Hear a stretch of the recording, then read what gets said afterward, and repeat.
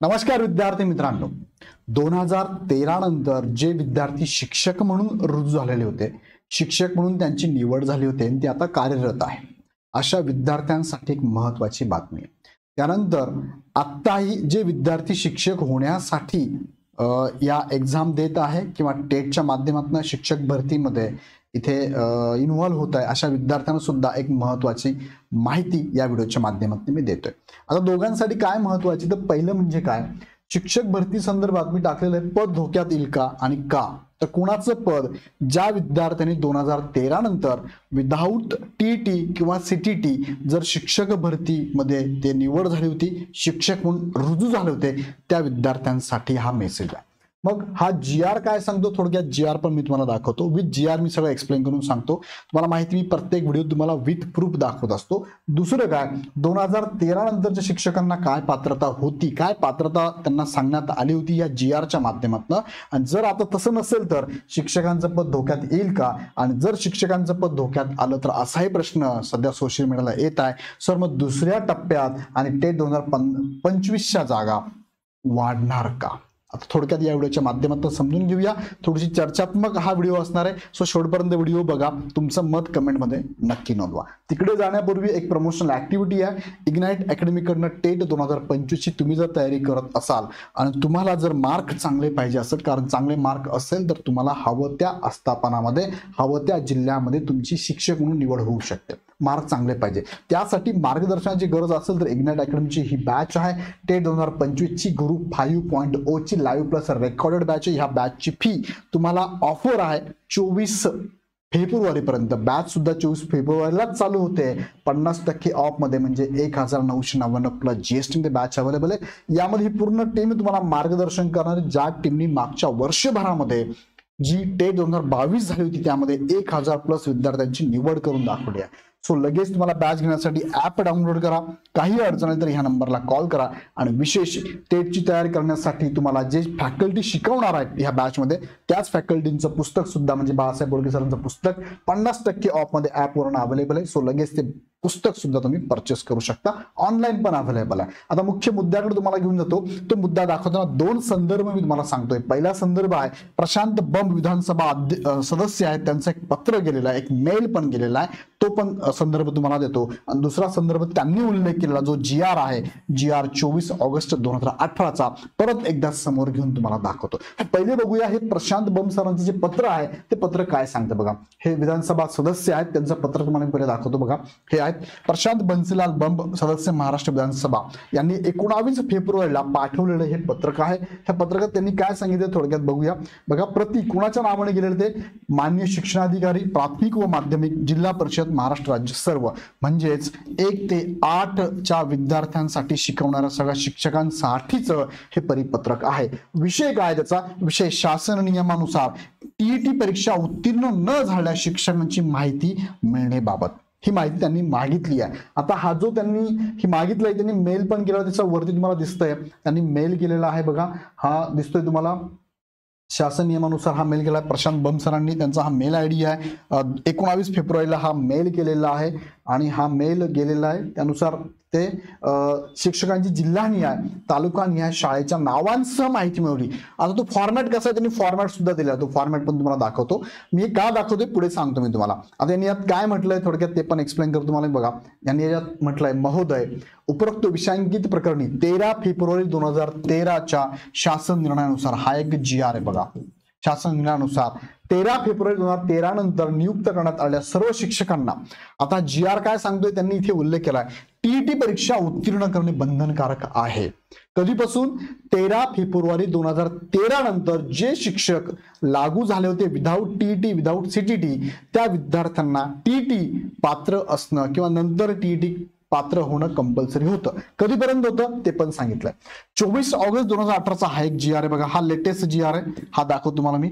24 August 2018च्या शासन निर्णयात 13 February 2013 नंतर नियुक्त करण्यात आलेल्या सर्व शिक्षकांनी कधीपर्यंत, 30 मार्च 2019 पर्यंत टीईटी परीक्षा उत्तीर्ण करणे बंधनकारक होते.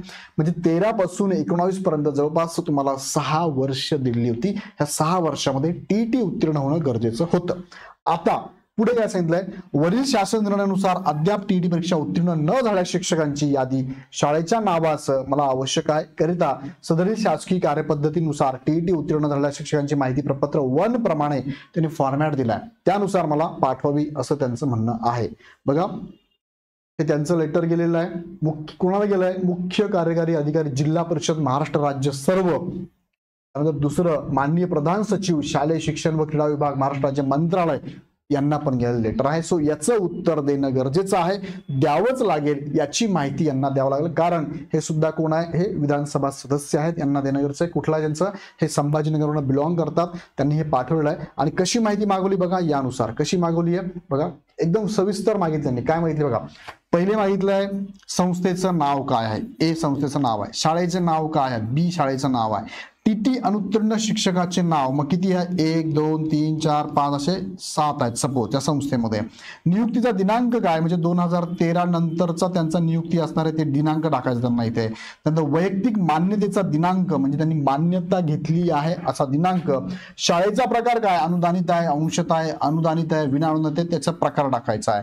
न्यायालयीन प्रकरण असल्याचा तपशील, त्या संदर्भात काही न्यायालयीन प्रकार चालू आहे का त्या विद्यार्थ्याच्या बाबतीत, शिक्षकाच्या बाबतीत, ते पण टाकायचं आहे. आणि 24 ऑगस्ट 2018च्या शासन निर्णयानुसार कार्यवाही केली असल्यास तपशील, कार्यवाही केली का, कारण डेट काय होती, लास्ट डेट कधीपर्यंत, 30 मार्च 2019 पर्यंत टीईटी पात्रता होणं गरजेचं आहे. मग तुम्ही त्या शिक्षकावर काही कार्यवाही केली का, काही त्याच्यावरती काही शेरा दिलाय का, शेरा पण दिला बघा, त्यात काय ऍक्शन घेतलेली आहे ते पण इथे टाकायचं आहे. सो सविस्तर माहिती घेतलेली आहे. आणि ही माहिती का घेतली असावी, याचा पुढे काय उपयोग होणार आहे हे पण मी तुम्हाला थोडक्यात एक्सप्लेन करतो, म्हणजे काय होऊ शकतं त्या शक्यतेवरती पण तुमच्याशी बोलतो. आता त्यांनी उल्लेख केलेला जो जी आर आहे ना, तो जी आर पण तुम्हाला दाखवतो बघा. हा जी आर आहे, कधीचा आहे, 24 ऑगस्ट 2018चा जी आर आहे. आणि ह्या जी आरचा विषय काय होता, प्राथमिक शिक्षण करिता म्हणजे 1 ते 8वी शैक्षणिक व्यावसायिक अर्हता आणि शिक्षक पात्रता परीक्षा टीईटी अनिवार्य करण्याबाबत. म्हणजे शैक्षणिक तुम्हाला डीएड तर होणं गरजेचं होतंच, पण त्याचबरोबर तुम्हाला टीईटी म्हणजे 12वी प्लस डीएड पाहिजे, पण टीईटी सुद्धा उत्तीर्ण होणं गरजेचं होतं, ते त्यांनी यात सांगितलेलं आहे. आता यात पूर्ण जी आर मी तुम्हाला एक्सप्लेन करत नाही, थोडक्यात सार मी ऑलरेडी तुम्हाला सांगितलं आहे. शासन निर्णयामध्ये तुम्ही जर गेलात तर हा जी आर तुम्ही पूर्ण स्क्रीनशॉट काढून पण घेऊ शकता, सगळं सांगितलं त्यांनी. यात भरपूर जी आरचा त्यांनी उल्लेख केलेला आहे, पण त्यांनी जो मुद्दा सांगितलाय महत्त्वाचा तो सांगतो मला बघा. प्राथमिक व उच्च शैक्षणिक स्तरापर्यंत 1 ते 8वी शिक्षक पदावर दिनांक 13 फेब्रुवारी 2013 नंतर नियुक्त करण्यात आलेल्या शिक्षकास राष्ट्रीय शिक्षक शिक्षण परिषदेने निश्चित केलेली किमान अर्हता दिनांक 30 मार्च 2019 पर्यंत संपादित करणे बंधनकारक राहील, अन्यथा सदर शिक्षकाच्या सेवा, आता काय सांगितले हे नीट लक्षात घ्या, सदर शिक्षकाच्या सेवा संपुष्टात करण्यात याव्यात. आता म्हणजे थोडक्यात हे पद जे आहे ना, हे थोडं धोक्यात आलेलं आहे. आता हे किती शिक्षक आहे, किती क्वांटिटी आहे, 2000 आहे, 3000 आहे, 5000 आहे, 10000 आहे, ते माहिती नाही अजून, त्यात उल्लेख तसा केलेला नाहीये. ती संख्या मागवण्यात आली आहे, ती संख्या आली की आपल्याला कळेल ऍटलिस्ट किती संख्या आहे. आता ही संख्या किती लवकर येते याच्यावर डिपेंड आहे. आणि पुढे त्यांनी सांगितलं बघा, मुद्दा पुढे अजून क्लिअर करतो तुम्हाला मी बघा. प्राथमिक शिक्षण पदावरील नियुक्तीकरिता शिक्षक पात्रता परीक्षा पात्र असलेल्या उमेदवारांचीच नियुक्ती करणे अनिवार्य राहील, हे पण त्यांनी सांगितलेलं आहे. म्हणजे ही पात्रता परीक्षा लागेलच त्यांना. मग ती पात्रता परीक्षा दोन्ही पण आहे, तुमचं शैक्षणिक पण असेल, व्यावसायिक असेल आणि पात्रता परीक्षा पण असेल. सो या संदर्भात बघूया काय माहिती समोर होती. वेळोवेळी जी माहिती येईल त्यावरती मी तुम्हाला माहिती अपडेट देत राहील. बाकी तुम्ही मात्र अभ्यास करत राहा. मात्र तुमचा मुद्दा जो थोडक्यात मी तुम्हाला परत एकदा तिकडे घेऊन जातो की काय होऊ शकतं बघा. इथे जो मुद्दा मी तुम्हाला इथे मांडलेला आहे, प्रश्न काय, दुसऱ्या टप्प्यामध्ये आणि ते 2025 मध्ये जागा वाढणार का, जर याच्यावरती उचित कार्यवाही झाली. आता काही नो डाऊट काही शिक्षक असे असू शकतात की ज्यांनी कदाचित 30 मार्च 2019 पूर्वी टीईटी पात्र नाही झाले असतील, त्याला वेगवेगळी कारणं पण असू शकतात. टीईटी झाली नाही म्हणा, किंवा त्यांना तेवढ्या संधी मिळाला नाही म्हणा, किंवा वेगवेगळे कारण असू शकतात. त्याच्यावरती आता चर्चा होऊ शकते, त्यांना परत संधी देण्यात यावी का, हा पण एक विषय असणार आहे. साहजिक आपलेच मोठे भाऊ ते असणार आहे. सो तो एक मुद्दा असणारच आहे. मी त्यांच्या बाजूने किंवा ह्या विद्यार्थ्यांच्या बाजूने असं बोलत नाहीये, पण एक काय म्हणूया आपण तोडगा काढणं गरजेचं आहे. त्यांना वेगळा वेळ दिला जाऊ शकतो का, एखादं वर्ष वाढून मिळू शकतं का, नाहीतर डायरेक्ट कारवाई केली तर त्या जागा रिक्त होऊन 2025च्या या टेटमध्ये किंवा दुसऱ्या टप्प्यामध्ये त्या जागा ऍड पण होऊ शकतात का, हे भरपूर प्रश्न आपल्या सगळ्यांच्या मनात आहे. याच्यावरती काय निर्णय होतो आपण येणाऱ्या कालावधीत बघूया काय होतंय. पण तुम्हाला काय वाटतंय मला कमेंटमध्ये तुमचे पण जे सजेशन असेल ते प्रामाणिकपणे आपलं पर्सनल ओपिनियन आहे ते आपण मांडायला हरकत नाहीये. आपल्याला कोणाच्या भावना दुखवायच्या नाही, पण तुम्हाला काय वाटतं ते पण कळवा. आणि मग सरकार काय निर्णय घेतं त्याची पण आपण वाट बघूया. आणि शिक्षकांचं पद हे थोडक्यात काही अंशी धोक्यात आलेलं आहे.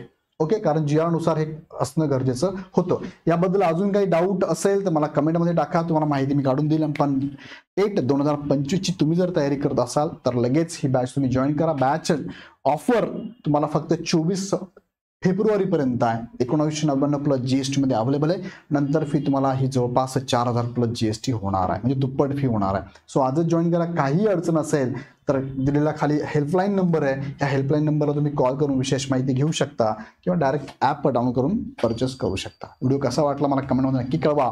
आवडला तर लाईक करा, चॅनल सबस्क्राईब करा. भेटूया नेक्स्ट व्हिडिओमध्ये. धन्यवाद.